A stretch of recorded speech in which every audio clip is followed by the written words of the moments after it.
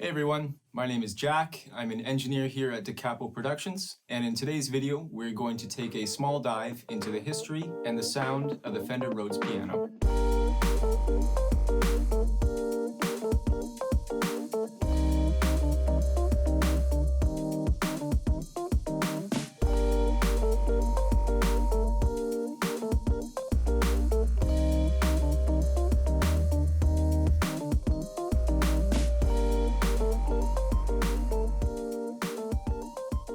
So before we get to playing this thing, let's take a quick look at the history of the Fender Rhodes and where it all started.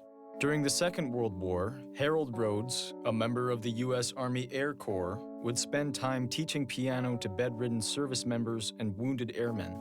In 1942, he did this by building portable mini pianos, using hydraulic aluminum tubing from the wings of a B-17, each with a 29-note keyboard. The result was a xylophone-like instrument which they called the Army Corps lap piano, or the Xylet.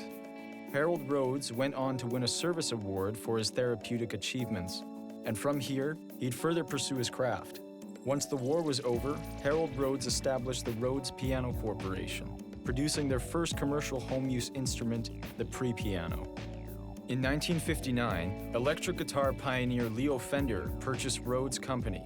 After hearing Fender's distaste for the high-end heavy sound of the pre-piano, Rhodes and Fender began to produce a new instrument called the piano bass, a keyboard with only the last 32 notes of a piano.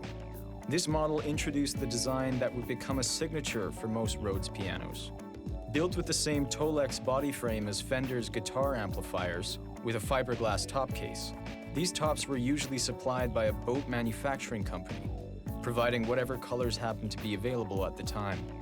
This is why you may see some funky-looking piano basses out there. Later, in 1965, Fender was bought by CBS, Columbia Broadcasting System. Under CBS, Rhodes produced the 73-note Fender Rhodes suitcase piano. This instrument combined the electric keyboard, amplifier, and the speaker cabinets all into one unit. In 1969, Rhodes introduced the stage piano, or the MK1, a model similar to the suitcase piano, but without the speaker cabinets. Because of this, the stage piano was much easier to transport from point A to point B, and was also easier to plug into a sound system. By that point, the Fender Rhodes sound had been heard across all types of musical genres. In 1979, Rhodes produced the Mark II, an instrument whose sound is nearly identical to the MK1. The main differences between the two being almost purely aesthetic.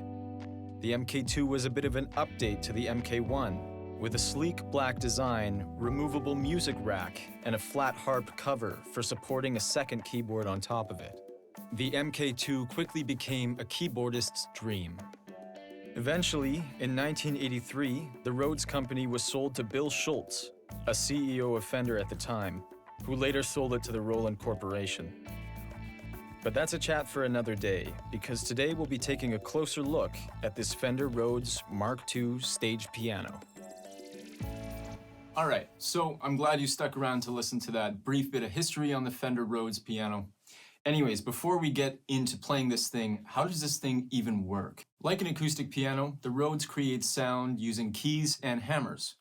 Unlike a traditional piano, however, whose hammers strike strings, the hammers on a Rhodes strike thin metal wires called tines, which then begin to vibrate. The vibration is then captured by an electromagnetic pickup, similar to those that you would see on a guitar. The signal from the pickup is then sent through a cable hooked up to an amplifier or speaker.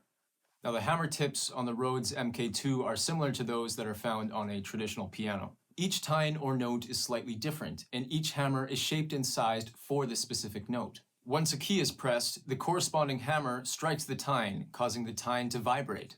The energy of the tine vibrating is then converted through the pickups. Now, a pickup is made of one or more magnets that is then inserted into a bobbin and wound with conductive wire. This device converts mechanical energy signals, like the vibration of the tine, into electrical energy. This electrical energy then flows from the body of the Rhodes piano, through your cable, into your amplifier, where it is then transformed back into mechanical energy. Alright, so now that we've got a basic understanding of how this instrument works, why don't we play it? I myself am not a pianist. So I'm gonna get Clinton to come in here. He's gonna play a piece on this Fender Rhodes, and I'll leave the top cover off while he does so you can see what happens under the hood. Also, it's important to note that I'm not using a DI to record this. I'm using a TLM 103 mic'd up to a bass guitar amp. The reason I'm doing this is so that we can hear a bit more of the hammer action and what's happening with the foot pedal down below. Hello.